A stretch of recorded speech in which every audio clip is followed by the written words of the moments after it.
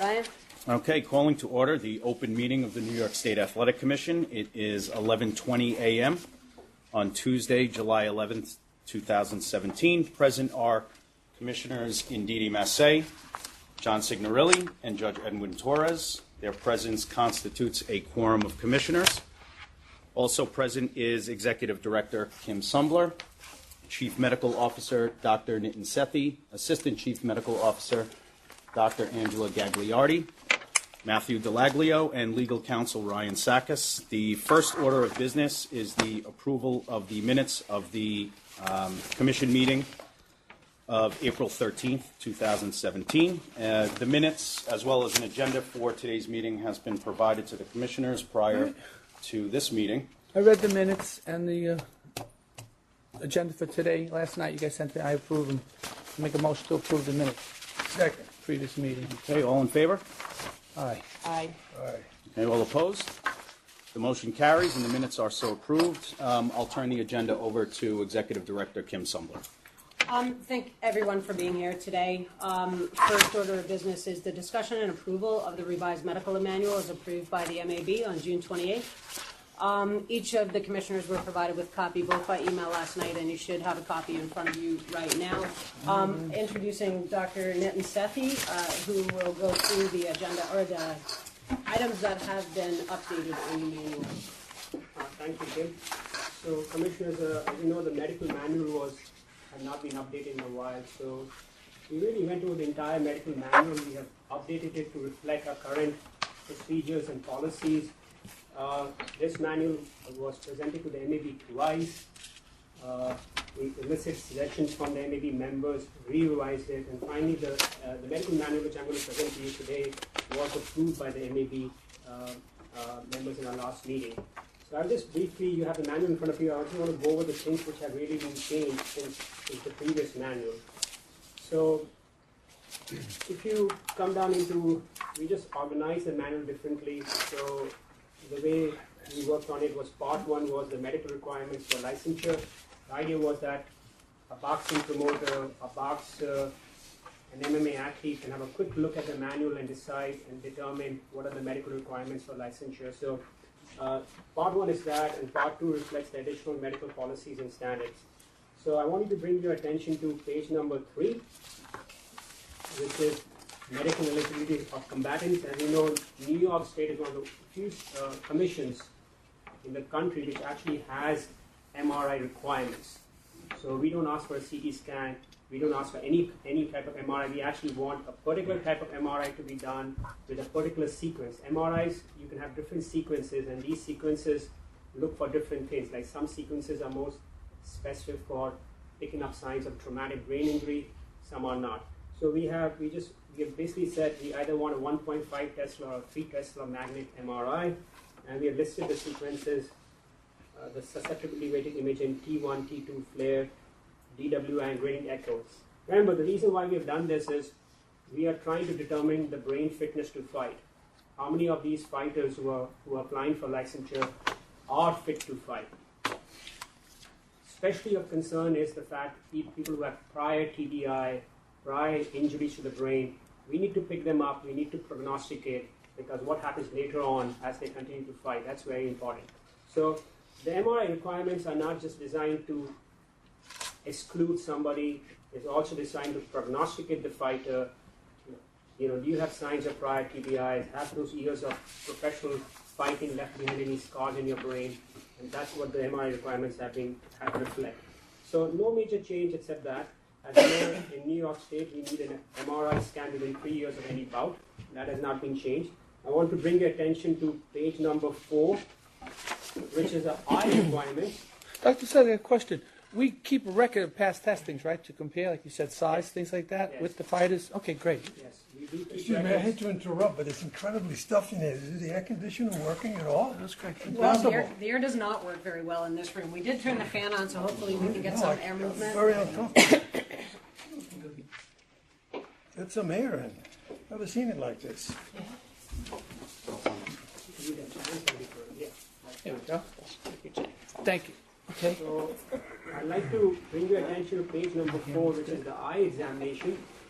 there are two things which have been highlighted in bold font. We wanted to really lay down our policy with respect to combatants who have had LASIK surgery. As you know, LASIK surgery is pretty common. So combatants who have had LASIK surgery where a lens flap is created are not permitted to compete. This recommendation came from asking Dr. Cureri, who's on the MAB, that these fighters, it's not safe for them to compete. We had one fighter who had red-green color blindness, really the only fighter I've seen. And we basically also wanted to put down that combatants who have red-green color blindness can compete, but they need to have a medical clearance from an eye doctor before they can compete. Just so that we know the fact that they can recognize the corners, red corner versus the blue corner. Doctor, would by examination, if they didn't tell you this information, if they had the LASIK surgery, would we be able to detect it? No. No, and that's So, true, but right. we're making it known to them. Yes. It's Okay. on the I form, though. We ask if there's any history of surgical procedures, including a LASIK type procedure where a flap is formed. And if they Yeah. don't check it on the form, do we have any policies or procedures if they lie, such They- as? They do have an eye clearance, Responsibility. they have an eye exam, so I mean the ophthalmologist should be able to pick it up. Yeah. So even if they don't volunteer that information, when they go to get the eye exam, that eye doctor will pick it up. Oh, they will pick up, the eye doctor, do the Because they equipment. usually Oh, do a good. dilated exam and they pick it up. Great. So speaking of the forms, Yeah. have they been changed to say? Remember initially they said major surgery. Have you had any major surgery? Did we change it to say any surgery? No, it still says major. Major. It still says major surgeries, because a lot of people have minor surgeries that are inconsequential. But major and minor is very subjective. Right. When we So- do our clearance physicals, we ask and we allow, about surgeries and ask them to elaborate on any procedure. So I would like to discuss that at another time. The questioning, I would suggest any surgery, because major and minor is different in a medical person's eyes versus a layperson's eyes. So I just think we should discuss that. Yeah, We sure. don't have to do it now, but obviously I think we should discuss it later. Right. The way it happens is when they fill up the initial form, Commissioner, so they obviously have to volunteer medical information. Have you ever had any surgery? Have you see a doctor for any reason? Do you have any other medical problems? So let's assume they do document that I've had some sort of a surgery. Then obviously we can ask them for either more medical records or medical clearance. Right, but I think it said, have you ever had any major surgery? Right. Not any surgery. Okay. Yeah, we can look at the form. So I just want to look at the form. The other thing too, just to start thinking about is also what minor surgery would be a disqualifying surgery. You know what I'm saying? Like, oh yeah, we want to know everything, but what would be a disqualifying? Right, so I'm not looking at disqualifying. I'm looking at if someone thinks it's a minor surgery and you think it's a major major. surgery. Right. Right? That's what I'm looking at. Not getting into the minor surgeries, but in terms of how sort of these fighters classify what type of surgery they had.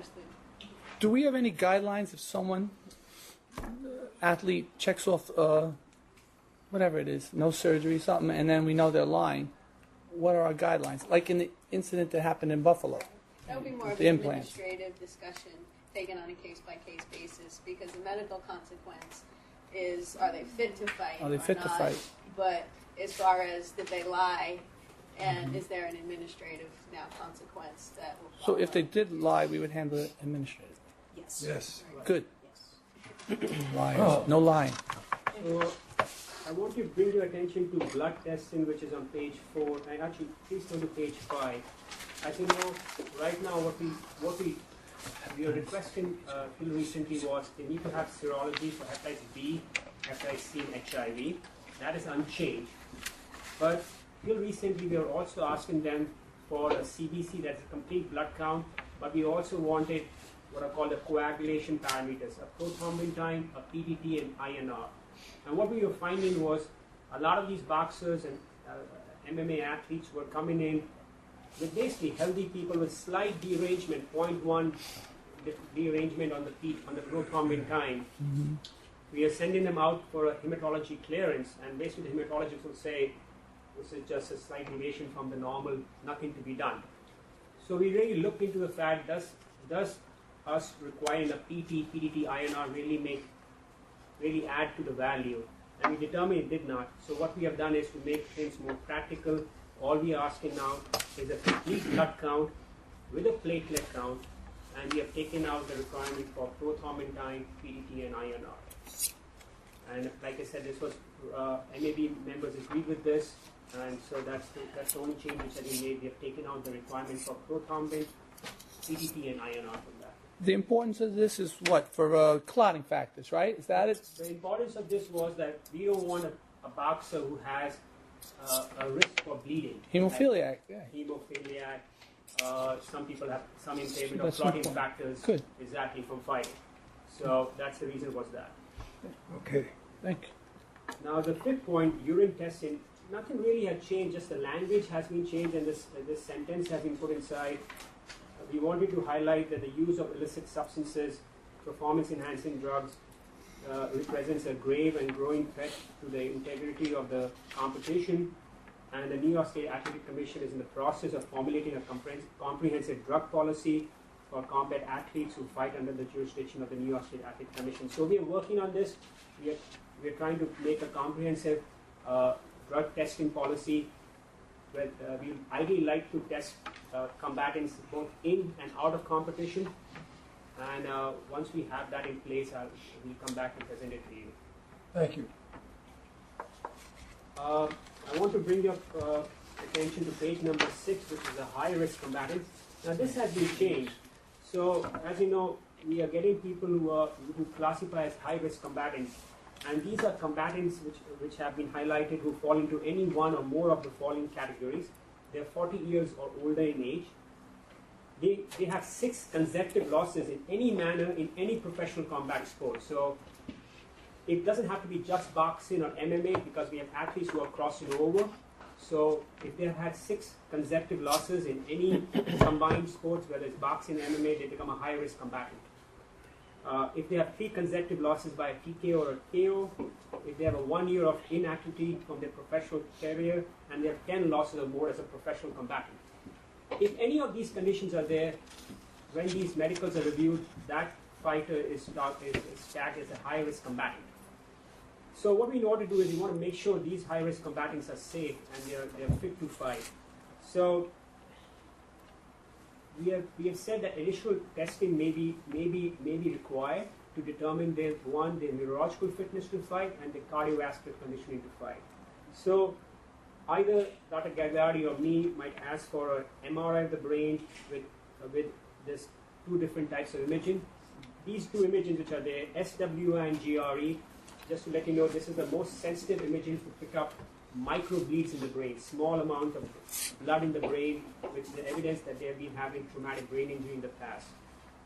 We may ask for an MRI of the brain, which is basically to look at the blood vessels of the brain. The risk of aneurysms is high in these people. The risk of vascular malformations is high in these people. So we want to make sure they don't have any vascular malformation like aneurysm or cavernous malformation. So we'll do an MRA. We'll ask these high-risk combatants to get a neurology clearance from a neurologist to determine their brain fitness to fight. As you know, a lot of them, we are worried about the fact that later on in their life, they may have cognitive problems, memory problems. So we want to have we may ask for a neuropsychological evaluation from a neuropsychologist.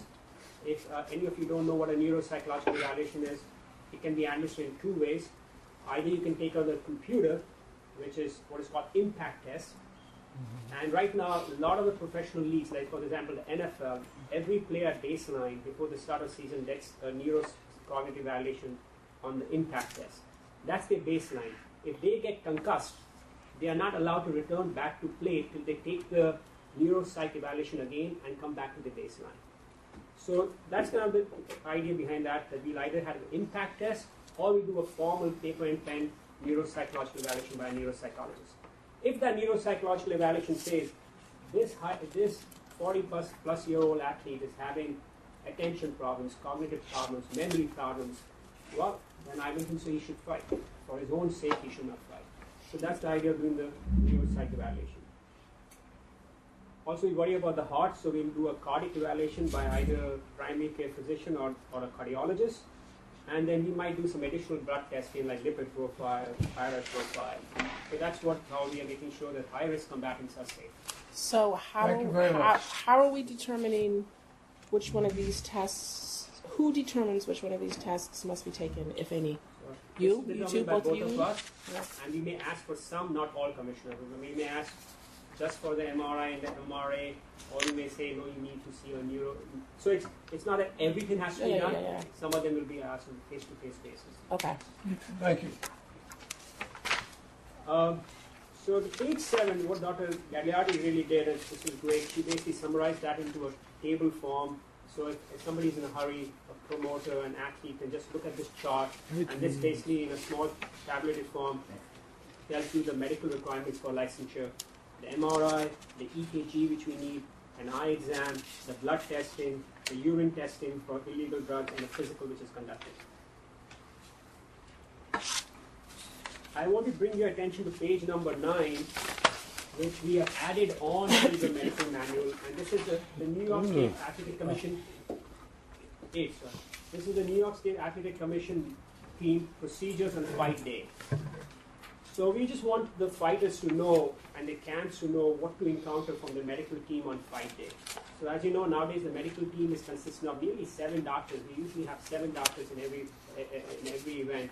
That includes me, Dr. Gagliardi, so we have 2 doctors there, and then we have 3 to 5 very experienced ringside physicians. In addition, we obviously have an EMS team, we have an ambulance present, either 1 or 2 ambulances, minimum of 1. It's on page 8. That's, sorry. Page 8. It's page 8, sorry. Oh, the substance. We do on the fight day, we do the day before the fight, obviously the time of weighing, a full physical is done. That includes a general physical examination as well as a neurological examination. And then on a fight day, we do a pre-fight physical, which is much abridged, just takes about 5 to 10 minutes, just to make sure that since they were seen the day before, they haven't had any problems with respect to dehydration and things like that. We have made a few changes, and you must have noticed it. Nowadays, we want that ringside physicians between each round should be stepping up the ring canvas to have a look at their individual fighters. So there's 1 ringside physician on each corner, and between each round, the ringside physician goes up to the ring canvas, leans over and looks at his or her fighter. Ringside physicians have been instructed by Angela and me that they should not take away time from the corner. So we let the corner work on the fighter. We don't take away time. We're just watching, seeing how the fighter is interacting with his or her corner. In MMA, the ringside physicians enter the cage physically, and again the same thing is they stand in the back and they're looking at the fighter. We want to do this between every round. We don't want the ringside physician. We feel that assessment of a fight, medical assessment of a fight has to be ongoing throughout the fight. It's not that only when something really bad happens that the doctors enter in the ring. It's an ongoing assessment. So you might ask me, what is that achieving? And we've had a long discussion about this. So what is now happening is, between each round, the ringside physician is there on the ring canvas, the inspector is there, the referees are nowadays not collecting the cards, so the referee walks over to one fighter and then walks over to the other fighter. That's the time the referees and the ringside physicians have been instructed, talk to each other. Do you have any concerns about that fighter? We should be talking in between the rounds. And we should be knowing exactly what the referee is thinking, what the doctor is thinking. Because ideally, we want the medical stoppage to come from inside the ring or the cage. We don't want doctors to be stepping up and stopping, but the doctors and the referees have to be on the same page. So that's what we are doing by this, having them talk to each other. So you're advising the Very good. referee what to look for. And in the past, I've said we need to possibly have the promoters get an additional set of steps on each corner, so the doctors and the inspector could be on, say, the left side of the post and the other fight team on the right, because I see you bunching up and it's a nightmare and they're jumping up and down. The garden provides that ring, you step, we come on each side. That would benefit you a great deal. Yes, Commissioner, that's a very good In and out. suggestion, and I've we said will try that. to enforce that in the venues we Yeah, can. I've asked a couple of people That would make life to easy bring an for extra us. set of rings, but we don't know who would incur that cost. Would it be to the promoters? But it would benefit everybody getting up, and you could see exactly what's going on instead of bunching up. And Very Good. good, very good. I like Just on that, just to point out also, all the doctors are connected by our headsets.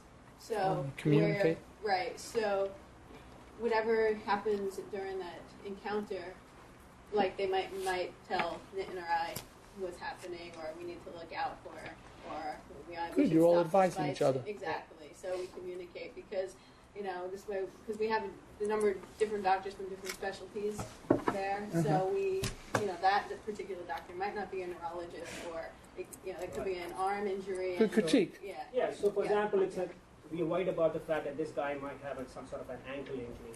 Now, I'm a neurologist. I might ask the orthopedic doctor who's there with us, hey, why don't you come up this time and have a look at it? I'm able to do that with the help of the head coach. So we are trying to supplement each other's knowledges. We have all different specialities represented in the ring and the cage side.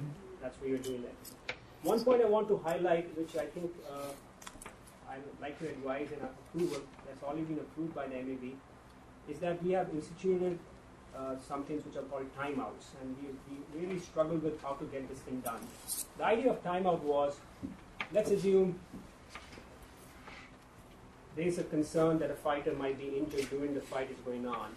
How do we make sure that we can have a look at the fighter? So there are timeouts which are going to be called for two reasons. One is laceration. Let's first tackle laceration. It's easy to tackle laceration. So let's assume during the fight somebody suffers a major laceration, a lot of bleeding upstream. The referee obviously can immediately call a timeout in the middle of the round and walk the fighter to the ringside position, and the ringside position can have a look at the fighter. The other fighter goes to a neutral corner. The ringside physicians at that time have been instructed that their job is not to be managing the cut, because we don't want to be spending too much time trying to stem the bleeding. Their job at that time is to make sure that the cut is not in a location which threatens the fighter's safety, and can the fighter see, and if the vision is okay, his safety is not threatened, it's just a simple answer to the referee, go or no go. And we need to do that within about 5 to 6 seconds, because we got a little bit of healthy criticism that we were spending too much time doing that, and that was in a way not fair to the other Giving an fighter. advantage to the fighter that was ahead, but you still should critique the fighter. That's Right. his injury is the most important thing. So that obviously a referee can do at any point in time. But if we want to do a timeout for a laceration, the way we are going to do that is we are not going to tell a timeout in the middle of a round. We are going to do that End of the first. between the rounds, let the corner work on the cut, and once the corner has had 1 minute to work on the cut, the referee signals the start of the new round. That's the time I tell the referee, I need a timeout. The referee brings him, I can have a quick look at him, and let him go forward. I think if you were situated on the opposite side of the fighter, like I'm saying, you could much better view to evaluate it also, right? Right. So let's urgency on that. That's Right. it'll help you instead, because I know you're on the back of the line, then they allow you to come up after the corner, and We you also lose these. instruct the doctor, though, take whatever advantage of, whatever viewpoint. is Go in the ideal. ring, Right? yeah. Even if, you have to walk across, of course safely, but be somewhere that you could see, obviously, Okay. not just do it as a. It's a means to that get a you're up view. You there. need a We good want view you on to it. do your Okay. job and So the second timeout is a little bit more tricky. The second timeout, as I feel, is a timeout call for when you're worried that this boxer might have had a concussion or might be suffering from a traumatic brain injury, and you're worried about the fighter. You don't want the fight to go until you have made sure the fighter is okay. So this timeout is a little tricky, but the way we do that is this. We can then at that point in time either step up to the ring canvas and call a timeout, and the referee will stop the fight, or we'll do it in between the rounds, the same way I described for laceration. But the doctor will quickly have a neurological assessment of the fighter.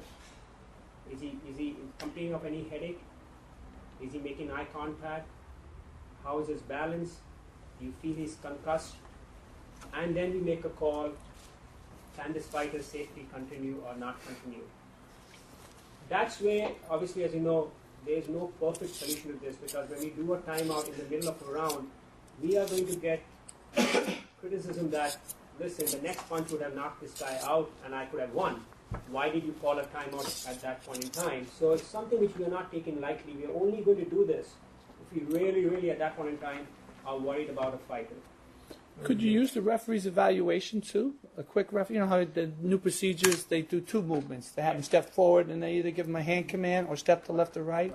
That'll maybe be a little quicker in minor instances. Absolutely. So whenever a fighter goes down, the referees have been instructed that as you make him stand up, you make him walk towards you, make him walk a step on the side, walk a step on the just to see their balance. It's not for them, just for the doctors on the side. Right, that's new. Right. Yeah. So I don't have a perfect solution for this type of timeout, but this is what we could kind of have put in place right now. Sounds good. So, question: How are the doctors adapting to the new procedures? Commissioner, doctors have adapted to the new procedures very well. I mean, it's been a matter of reinforcing them. We've done a lot of CME education. We have also had a couple of seminars. We initially had some resistance from the older physicians. They felt that it didn't really help stepping up to the ring. I can do the job just by sitting here. But now everybody's on board, and we are doing this every fight. And right now we have had very, very good results. I also do an event evaluation for each physician after every event, whether it's a weigh-in or a fight. And if they, deviated from a protocol, like we all talked about it, and taken as an opportunity to educate and train, if they miss something or. So when do you have if they miss something, when do you have the conversation with them? We'll have. Like immediately or? Spout or done? I mean, it depends on how, what happens. Like, it can be mentioned, but at the time of the fight, we'll have a meeting after. Post-spout. Right, after the Post-spout, event. But there'll be an official conversation about it. Okay, we still have a doc for the ref? Yes. Okay. Yep. So is that an additional doc only for the ref or a doc Included. that's included? In the five. What happens, Commissioner, Before the fight starts, Dr. Gagliardi assigns one doctor is going to be doing the red corner physicals, one is going to do the blue corner, one is going to be the referee doctor and do the referee physicals, one is going to be an emergency doctor, make sure he meets the emergency team. So, but once the fight starts, they're all ringside and doing the ringside work. I want to bring up one more point I want to emphasize, point number 7. After the fight, the combatants are examined by members of the medical team for any injuries before they are cleared for discharge. So I want to highlight one policy which we have instituted which has really helped us. We have instituted something called red flags. The idea was that, as you know, in boxing, you have fighters who step out of the ring. They are neurologically stable, fully awake, alert, talking, no problems. You clear them immediately, but then they step out of the arena and collapse, and something happens because some neurological injuries will take some time to manifest. Some fighter steps out and post-fight urine has blood in it. Otherwise, he looks fine. And that time you are forced to make a call: should I send him to the ER or should I send him home? Because otherwise he seems to be fine. So we wanted to catch those fighters who are stable when they come out of the ring or the cage, but they have either had a fight where they've had many blows to the head, or they have blood in the urine. So we instituted red flags, and there are 2 red flags which can be instituted. By the way, Commissioner, the red flag can be set up by anybody. The inspector can issue a red flag. Any doctor can issue a red flag. So let's assume a fight goes, the fight gets over, a lot of heavy blows has changed. As the fighter comes out of the ring, he's examined by the doctors. He's fine, but we'll say he's red flag. So what he means by red flag is that fight is not going to be immediately cleared to go home.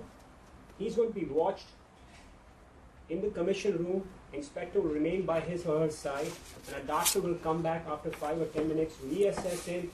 If at any point in time his condition deteriorates, he goes right to the hospital by an ambulance.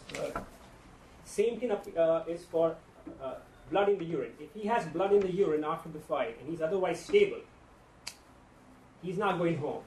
He's going to be there, he's going to be hydrating. If that blood clears up, he's stable, fine. I and Dr. Gagliardi might say you can go home now. If at any point in time he's not stable, he goes to the ER. So the idea is to catch the fighters who are stable, but we don't want to just discharge them. We want to watch them for 20 minutes, 30 minutes before we send them home.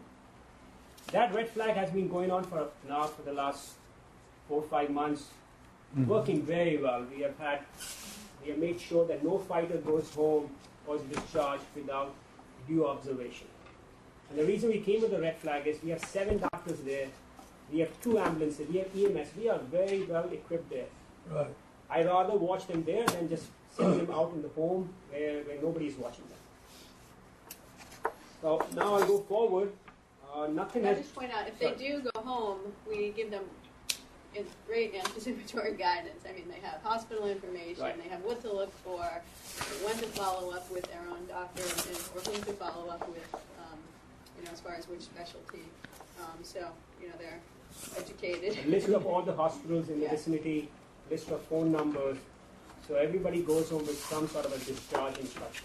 What's the longest you've had a fighter stay? Personally, I think I've had somebody stay for about 35 minutes before in the recent fight. I'll give you an example. Title fight, he had blood in his urine. The inspector issued a red flag. I was called in the back. There was certainly the urine was bloody. He refused to go to the ER. We asked him to hydrate. He hydrated. And after 30 minutes, when he gave his next urine, it was perfectly clear. He denied any abdominal pain. He said, I feel fine. By that time, I felt confident in discharging him. And that's the reason. So it worked well. But that's not foolproof, in the Sorry? sense that it's very subtle and evasive. No type of an injury of that sort, to which some of us are privy here. With the Ukrainians instituted the $100 million lawsuit, he was walking around at ringside after a fight was, I think, a 12-round fight after his. He was the semifinal, and then he appeared totally normal. Yeah, I thought I saw him standing behind me. Right. So But that's an aside. These things are very difficult to assess, where there has been no real knockdown. In that fight, there was no knockdown. right. So you may ask why so Now, much. now we've got this lawsuit. You may ask why so much concern about hematuria, blood in the urine. I feel that a fighter having blood in the urine is a reflection that he was in a tough fight. A lot of blows were exchanged. Maybe they were all body shots, but they were also head shots. So I don't want him to just go home. I want to watch him closely before we feel comfortable sending him home.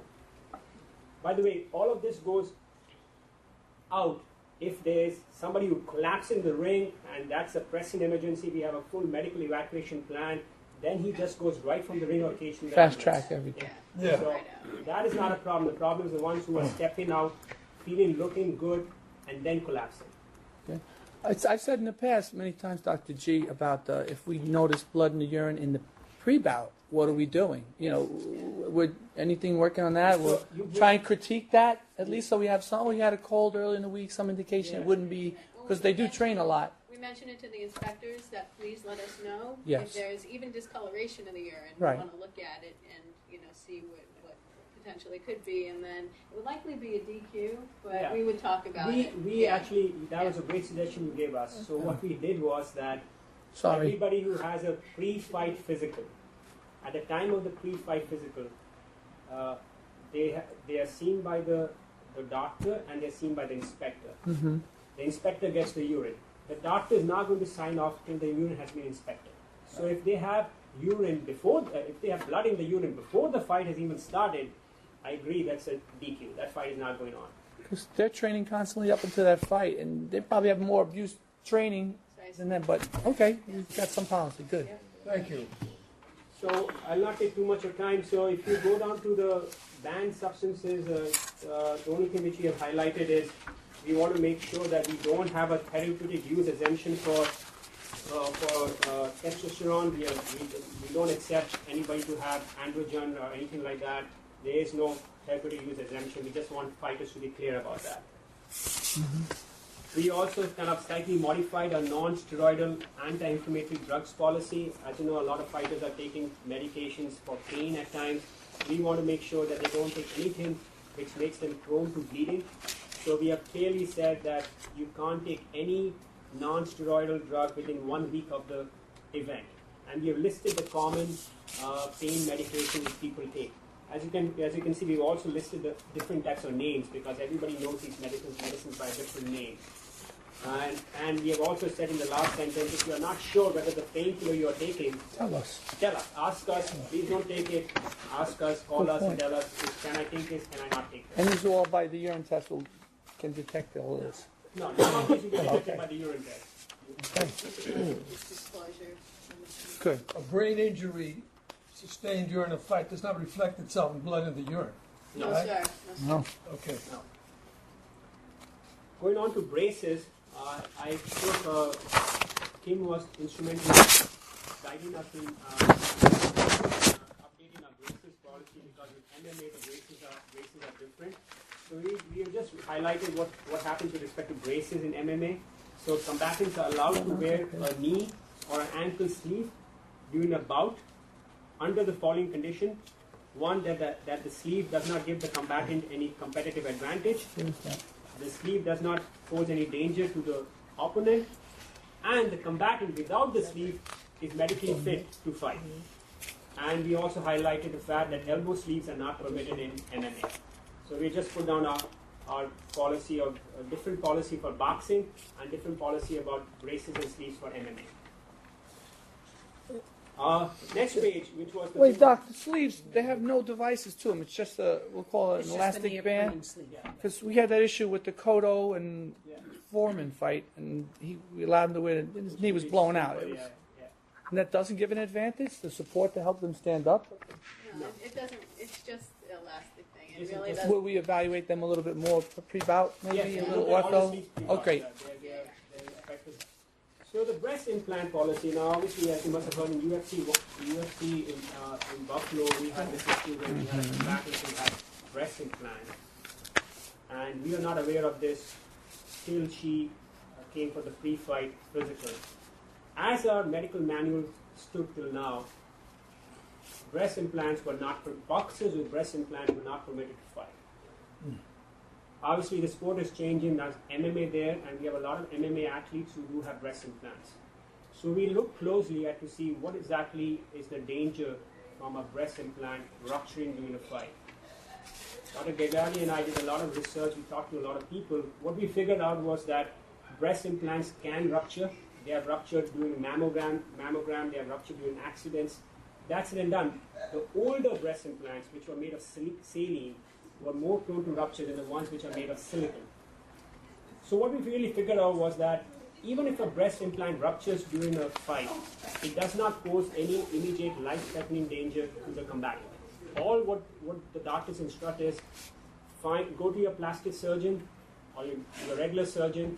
He or she will do an MRI to see if the implant is ruptured, and then they will take care of it. So we have modified the breast implant policy to say this: combatants with breast implants are allowed to fight. The combatants need to acknowledge the risk of rupture of breast implants during the fight, and if a rupture is suspected, the combatant would be advised to follow up with the plastic surgeon as soon as possible. So the MAB members agreed with this. They also said there's no immediate health risk to a person if a breast implant ruptures during the course of a flight. This is for MMA, I'm sorry. This is for both MMA and boxing. That's what I said, we should have to be fair and please the board. Good. So are you saying then that none of these fighters should have the old implants? Because you just said the old implants could cause health issues. No, none of them cause health issues. There's no immediate danger to the fighter's health. Thank you. We feel that the policy was laid down, and we asked the MMA members, why was this policy laid down in the first place? It was laid down before my time. And they said maybe that was laid down at that time because we did not have knowledge about these breast implants, so we laid down the policy that combatants with breast implants should not fight. That said and done, we discussed about the fact, should we get a medical clearance letter from the surgeon? This was in the last MAB meeting, if you look at the transcripts of that. Should we get a medical clearance letter from the surgeon? What type of implant is it? When was it put in? And all the MAB members said, you really don't need that. Don't make things very tough for these fighters and the promoters. As long as you know these implants don't cause any life-threatening danger, you should let the fights proceed. But the combatants should acknowledge the risk. We should be aware of it, and if a rupture is suspected, we take care of it in the ways we have highlighted. I don't think they should be allowed. Personally. Why is that? The idea of a breast woman or man fighting with a breast implant and taking body blows of the nature that seems to me hazardous and risky. Understand? But I'm not a physician, so it's on the top of my head. I never heard of such a thing. Please ask me more. I've been, please ask us more questions I've been because following we- boxing since the 30s. Saline to the body would be just like when you get hurt and they hook up saline. It's just fluid coming into you. Yeah. That's the risk with them if it's a saline. If it's another product, I don't know what they have. So the saline is not Silicone. What happens with the saline is that But I would guess silicone people aren't fighting now. No, They'd be if you too have- old, right? if you have saline implant and it ruptures, what happens is immediately the breast shape gets distorted because it's just water. Yes. What happens with the silicone implant when it ruptures? It's thick. Silicone is very thick, so really the breast remains exactly the same.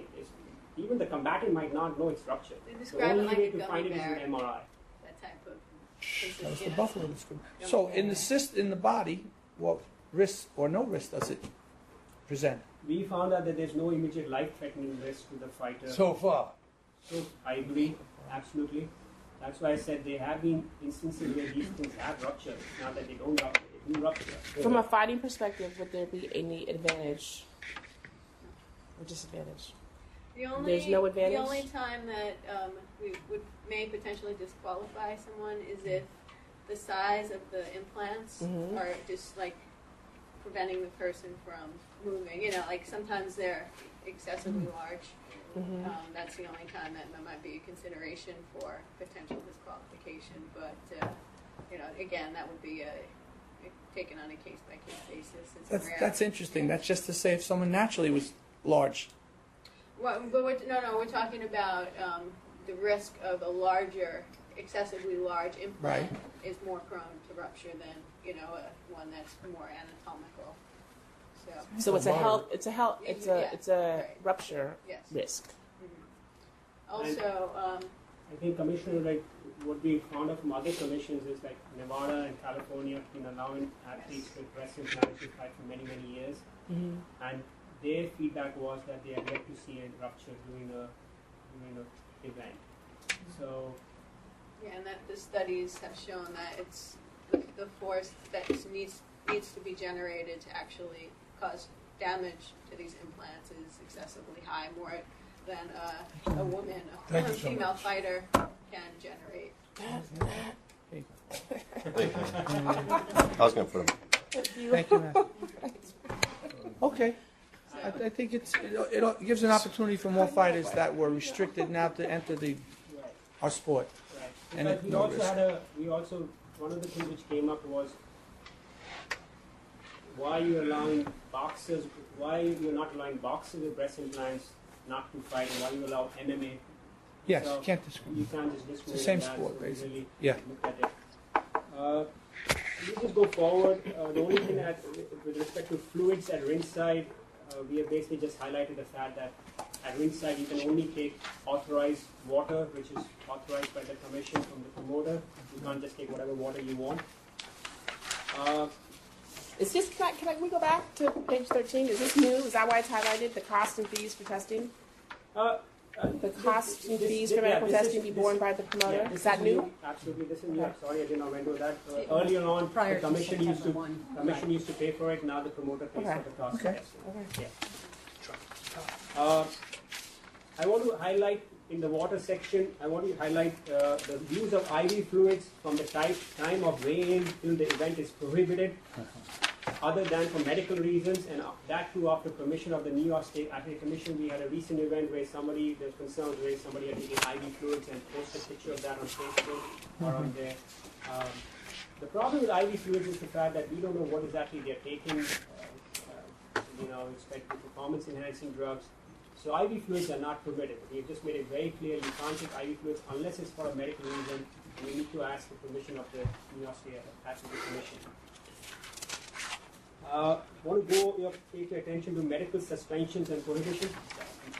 Other things have not been changed. So we have just kind of made our suspensions and prohibitions much more clearer. I just want to, and Dr. Gagliardi is the one who has done the most work on this. So all combatants after a fight,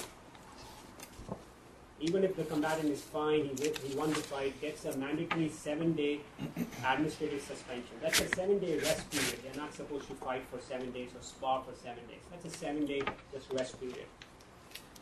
For KOs and TKOs due to head blows, combatants may get suspensions ranging from a minimum of 30 days to a maximum of 90 days or more, and this is at the discretion of the supervising ringside physician. And the ringside physician will also request clearance from a neurologist prior to return to competition. So suspension can range from 30 to indefinite and a neurologic clearance. For other injuries like lacerations, orthopedic injuries, eye injuries, again, suspensions will range from a minimum of 30 to indefinite or more. And again, at the discretion of the ringside physician, the physician will say, I might need a clearance from an eye doctor, an orthopedic doctor before you can come back. Good way, Sorry, go ahead. if I may, a good way to think of it is if there's any injury, the person is suspended indefinitely because there's no way to tell how many days it's going to take for someone to recover from an injury. So we require a clearance. However, we may designate a minimum number of days. So clearly, for any question of head trauma, 30 days is going to be the minimum amount that a person can be out. Because if you don't do that, a person could go in the 7 days and get a clearance and fight. So we want to. So when we prevent that. report Yeah. when we report that to the national databases, typically how it's reported is minimum 30 days and indefinite until cleared by whatever specialty is designated. So if they tried to fight in another state, They can't. it would be their license suspended for 30 days. Okay, we That's can correct. police that, but we can't police if they go into the gym and continue to train. Right. Although we have licensed gyms, we have no way of. Just to counter with a lot of education to the fight. What about internationally? Internationally, well, it's really hard to say internationally. We do control, well, we are able to control what happens in North America, pretty much entire North America, but overseas we really don't have a lot of control over that. We're not really affiliated with the commissions over there. However, I can say a lot of the bigger promoters are now taking crews from the United States to go over and help regulate over there. So, yes, those type of fights that are regulated by crews that are from the United States do use the databases to make sure that these fighters are not on suspension this summer. So after a knockout, it's mandatory now that a neurologist must examine him before he Not returns to necessarily a company. neurologist, Well, but that's the word in it here. would be. Knockout. Oh, for knockout, yes, Yeah, so yeah. sorry, yes. Yeah. So yes, Yeah. absolutely, they will not be permitted to fight without neurology clearance. Very good, thank you. The last point I want to go over pretty much at the end of it. If we go on to ringside physicians, our goal is to provide highly experienced ringside physicians, people who are dedicated to the job they're doing. So we have also made it mandatory for ringside physicians to remain in CME compliance. So they have to have continued medical education requirements. I can submit that to you. Basically, what the requirements are, they have to have X amount of hours where they have done some sort of education in ringside medicine or sports medicine. A lot of them get that by attending the Association of Ringside Physicians conference, which is a 2-day conference, which covers both boxing and MMA. They also should have minimum of at least working 3 events a year. You can't have physicians who don't work any events and then suddenly are working an event. They all obviously have to have valid New York State medical licenses. We have continued seminars going on for their teaching. We analyze, our fights which we do, things which were working, things which are not working. And ringside physicians are doing very well. We have now, our goal is to have a core team of highly experienced ringside physicians, which will, if you need to cover an event in upstate New York, that team will go out from here, cover that event, come out of that event. We don't want physicians who have just done one fight here and there covering events. We want physicians who are doing a lot of fights, experienced, who are talking to each other, who know each other, and that's our goal. So we have also increased the requirements for ringside physicians and how they maintain compliance. If they are not in compliance, if they're not covering events, if they're not doing what the things they are supposed to do, they will not be allowed to cover fights. And Minimum of 3. say that again? 3 events a year. Minimum of 3 events a year, professional events a year. That can either be boxing or MMA. Do we only hire New York doctors? They have to have New York license, Commissioner. Yeah. Okay. New York They could medical live in license. another state, though. But they had to have New York You license. have to have New York license. Do we have many doctors from out of state? But I won't go off. New Jersey, Sure we do. Florida, North Carolina, some fly, Thank you. That's it? Thank you for your Thank you time. very much. I would just like, whenever that ringside seminar is, I'd like to know. I'd like to attend. So it's like 2 days, not 2 days, but I'll Usually attend. October and It's held locally? March or April. Yes, it's like held locally. around there. Oh, that'd be good. What Thank you. medical school did you attend? School of Hard Knocks. Doctors, thank you very, very much for your very hard work on this. We've all been around to watch the culmination of the efforts put forth by Nitin and Ange to put the protocols together and to put the manual together. The MIB has approved the manual the way it reads right now. So is there a motion to approve the revised medical manual? I make a motion to approve it. Do we have a Second. Great. All in favor say aye. Aye. All opposed say nay. Motion carries. Revisions to the medical manual are so approved. Good work. Thank you. Okay, moving on to the next item on the agenda is the discussion and approval of the updated NYS Bulletins. The majority of these bulletins have just been updated to reflect mixed martial arts as well as boxers, so a lot of the verbiage has just been changed from boxer to combatant. So the first 5, which I'll read off, are bulletin regarding ambulances. What page are we on here? Oh, I'm sorry, this is the second package. Yeah. Judge, if you take the big clip off, it's kind of separated into packages for you. Thank you. Okay.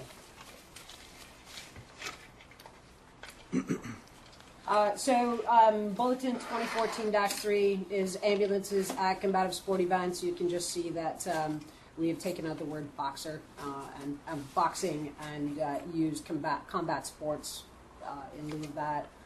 Same thing goes for the next one, 2014-5, physician seating at ringside, the requirements. 2014-6. So wait a minute. Yes, I'm sorry. So the changes aren't bold or they're not Right. How do we know exactly where the changes are? So that's why we've outlined this for you. I've said, the first 5 are only the combative sport language. Just took out boxer and inserted combative sport.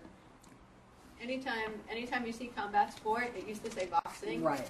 Or if you see. It's not specific, it's general. Good. Right. So we apologize for that. I think that, boxer. yeah, these were formatted and saved before anybody realized what was happening. So I can get you copies of the old ones if you'd like. If you'd like to see them. I'd actually just like highlighted where the changes are. Right. In the future, we'll make sure that we So absolutely it just makes do it that. easier. Yeah. I don't really want to compare to. Yep. Of course. So combatant is your all-encompassing term. Correct. Correct. Okay. Okay. And Next. no other word changes. No other word changes in the first 5. Next. Okay. The use of braces and sleeves, same thing.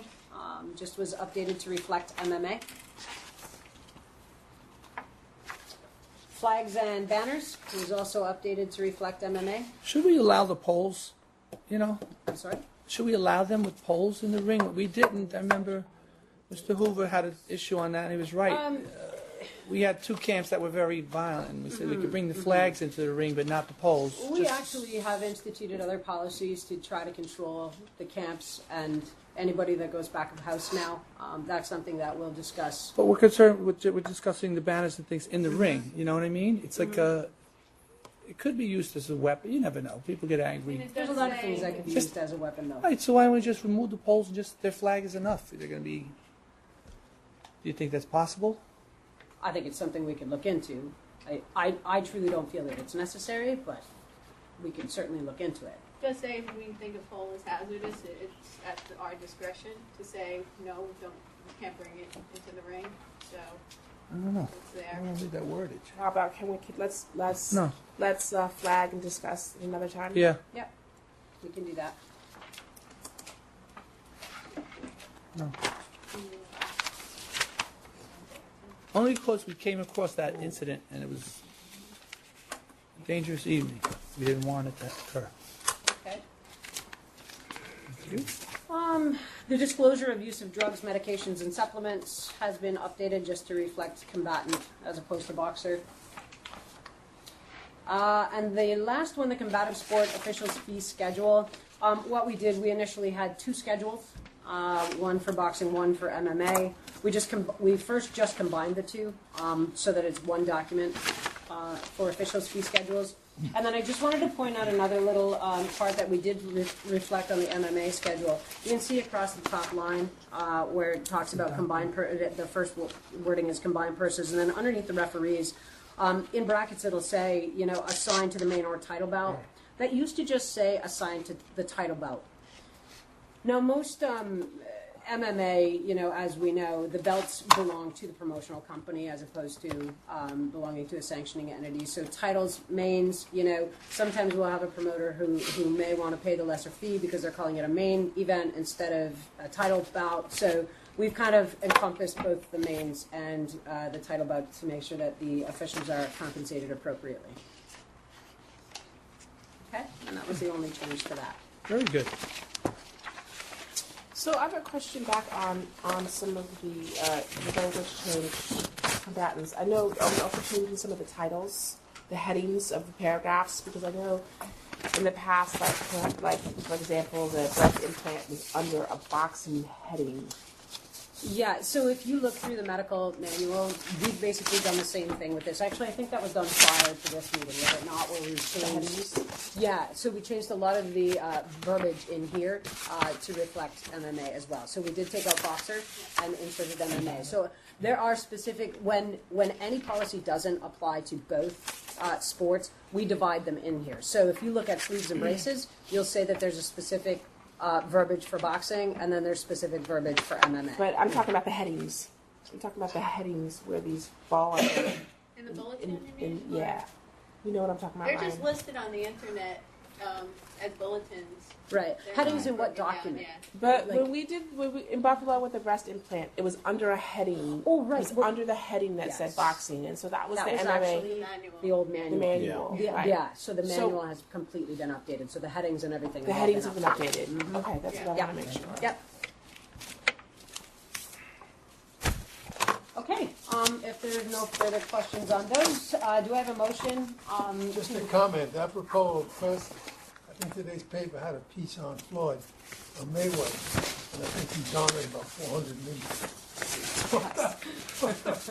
Oh, the backyard, and now this thing with rec is coming on, they're projecting 700-800 million. It's almost absurd. I'm sorry. Don't be. Quite all right, don't be sorry. I don't know, project. So is there a motion to approve the revised bulletins? I make a motion to Second. approve it. Second, thank you, all in favor say aye. Aye. All opposed say nay. Motion carries, revisions to the bulletins are so approved. Except the flag. We're going to discuss that. Yeah, we're gonna discuss Please. the flag. Thank you. Do Poll. we approve it the way it is now? Poll. And Yeah, then, the polls. and then Great. we'll, that's for Subject further to discussion. further Yes. Okay. exploration. Thank you. Okay, thank you. I did make it a note. Okay, so the next items on the agenda are the discussion and approval of a new panel position, Dr. Stephen Stoller, and discussion and approval of the current panel positions reappointments, both as approved by the MAB on June 28th. Both these subjects are subject to privacy and confidentiality, and is there a motion to move into executive session to discuss both matters? I make a motion to do so. Second. Second, all opposed, or all in favor say aye. Aye. All opposed say nay.